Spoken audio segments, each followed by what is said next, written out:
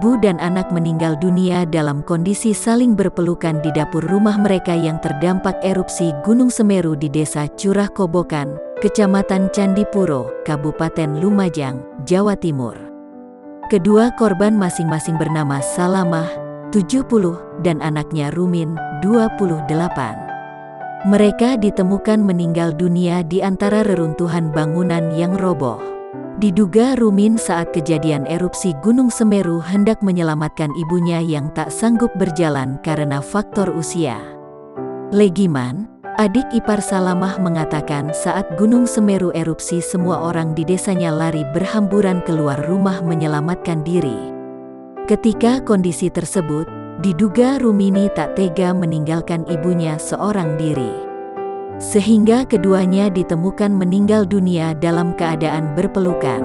Tadi pagi kan saya cari adik ipar sama ponakanku. Pas bongkar rontokan tembok dapur terus tangannya kelihatan dan langsung kami bersihkan dan dibawa ke rumah untuk dimakamkan, kata Legiman.